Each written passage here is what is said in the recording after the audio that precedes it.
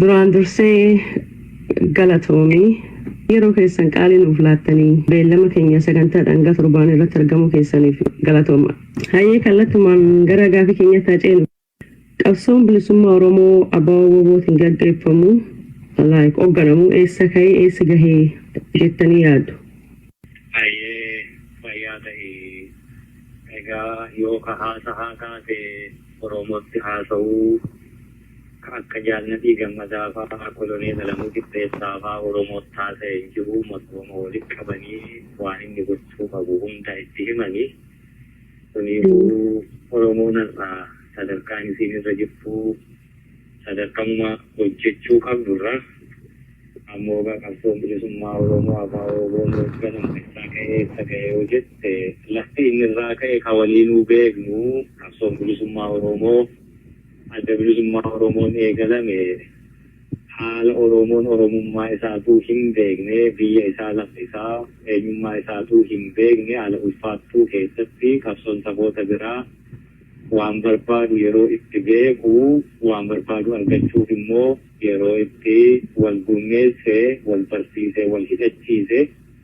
adda bilisummaa Oromoo garuu Oromoonuu waan barbaadu miti ofiyyuu yeroo itti hin beekne keessatti ka'ee galee egaa qabsoon suni daddaaqama hedduu waafayii hedduu keessaa darbe ammoo haa taatu adda bilisummaa Oromoo akka Oromoof malutti waraanee diina injifachuu danda'u lakkoofsi isaa Oromoo gitu guddaa ta'ee waraana guddaa kan ammoo meeshaa silaa hidhachuu qabu hidhachiise akkaataa sanaatti lolchiise Oromiyaa qabachuu keessatti egaa waan baay'ee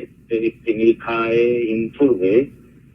hagum dhiyeenyaa kanatti adda bilisummaa Oromoo waraanumaa haga nama 200-300 illee yerootti hin qabnetu ture kun ammoo Oromiyaa bal'oo sun saba Oromoo guddaa san dhiisi ganda tokko keessatti illee waraana mootummaa miti poolisii miti milishaallee lolee humna qabachuu hin dandeenye ture jechuudha. Egaa yoo sanaan ilaalte qabsoon bilisummaa Oromoo waan guddate fakkaata. Garuu har'ayyuu ani wanti itti amanu tokko waan ittiin dhaagachuu dandahan wayii humni Oromoo gitu Oromoof lolu waan Oromoof loluuf qabu hundumaa immoo guuttatee harkaa qabu Oromiyaa keessatti jira sadarkaa jennee dubbannu irra miti ammayyuu ka jirru humni relatively kakaleessaa walii wal qabde yoo compare goote waraana dhibboota qofaa adda bilisummaa Oromoo akka waraanaatti waraana bilisummaa Oromoo lakkoofsa haga san xiqqaa qofa qabaataa ture har'a kuma kurnaan jiraachuuni waan guddate nama fakkaachuu danda'a. Garuu ammoo humni silaa har'aa daangaa Oromiyaa bal'oo kana lolee ittisee irra darbee immoo saba kana bakka bu'ee bilisummaa fidee qaanii gabrummaa Oromoonii bara hedduu keessa jirtu gabrummaa addunyaa kana irratti hiriyyaa hin qabne sanii addunyaa kana irratti takka sabni guddaan haga Oromoo gahu bal'ina lafaa saba isa gabroomsee lakkoofsa uummataa saba isa gabroomsee natural wisdom yookaan qaroomina uumamaa saba isa gabroomsee sanaa olitti qabeenya akkasumas natural resource isaa qabdullee sanaa olitti yoo qabaate malee sabni nu gabroomsee waan inni ittiin meeshaalee tokkollee hin qabe saba akkasii jalatti waggaa hanga kana turuu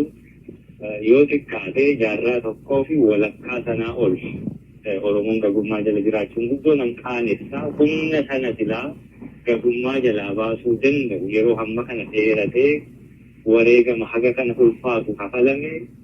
yeroo gabaabsee wareegama xiqqeessee Oromoo waan gitu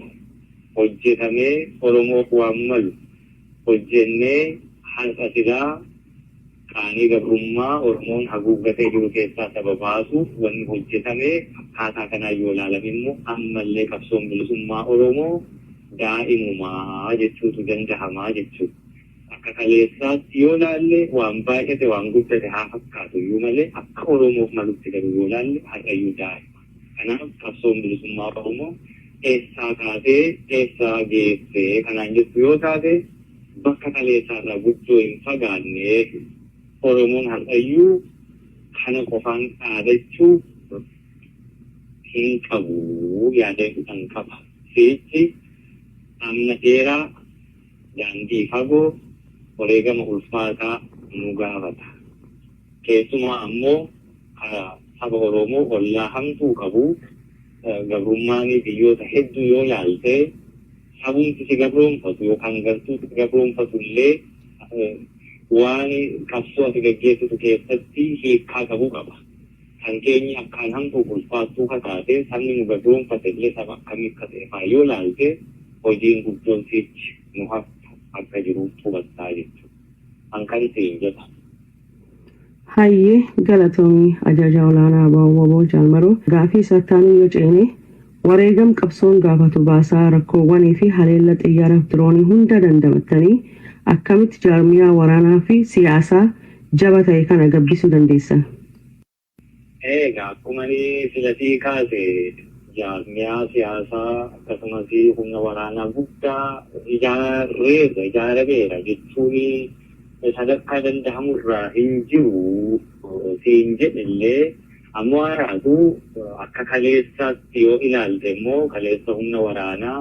Oromoo gituyyuu miti ganda tokkoofu dhaabbachuu hin dandeenye bilisummaa Oromoo qabaachaa hin turre yoo sanaan kompeer gootee ilaalte irra waraanni 10,000 guutuu Oromiyaa keessatti jiraachuun akka tokkotti jabina yoo ta'a ta'e jabinni sun egaa nam tokko nam lamaanis yookaan nam tokko nam lamarrattis kan ijaarame miti. Ilmaan Oromoo, ijoollee Oromoo kaleessa uummanni Oromoo qabsoo bilisummaa Oromoo isaaf gaggeeffamu kansaa kan ta'e amanee fudhachuu dadhabuu maal jennaani qabsichi amanee fudhachuu miti ofiiyyuu waan barbaaduu fi saba eenyummaa isaatu dagatee gabrummaa hamtuu keessa ture waan ta'eef haala akkasii keessatti qabsoon gaggeeffamte uummata dhaabbatee namatti iyyuu faana ta'ee nama qabsiisu nyaachisee obaasee diina namatti yaamu ilmaan isaatti jechuun akkasii ture. Har'a garuu uummanni sun sana hundaarra darbee qabsoo darbee uummata tarkaanfatetu Oromiyaa keessa jira. Uummata qabsoo darbee tarkaanfate Oromiyaa keessa jiru akkasii kana keessatti waraana gadi dhaabuu ijaaruun guddoo hin ulfaatu. Siyaasni Oromiyaa keessatti Oromoon har'a hordofuu jiru. Konsheetinasiin uummanni Oromoo siyaasa irratti qabaataa dhufee qabsoo bilisummaa Oromoo keessatti seenaa isaa jijjiirama kabiraa irra jiru jechuudha. Uummanni kun waan barbaadu uummata baraa dhufu hagamuu haa turu haa buluyyuu saba silaa isa gabroomsee hundaan caalee amma kanayyuu silaa buluu hin qabne haa bulu mooti malee har'a yeroo matti dhufuu qabutti wanti inni keessa jiru waraana biyya fagoo geessuu saba biraarraa kadhaa barbaacha biyya biraatti deemtee lafa barbaacha deemuus hin gaafatu yoo hojjette hojjetamuu hin danda'a. Biyyoota kanaan duraa ollaa Oromoo turanii keessatti babbaqatamee waraana ijaaruun ulfaatee waraana ijaaruu miti namni ofii isaatu of danda'ee jiraachuu ulfaatee humna waraanaa Oromoo bituu otoo hojjetiin kan hafame egaa sababoonni hedduun tarreeffamullee yoo danda'anii ammoo wareegamaaf of qopheessanii ani darbee Oromoof haa darbuu jedhanii yoo hojjetan immoo hojjetama ture.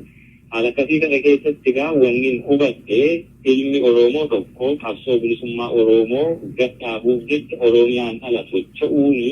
ji'oopolitiksiin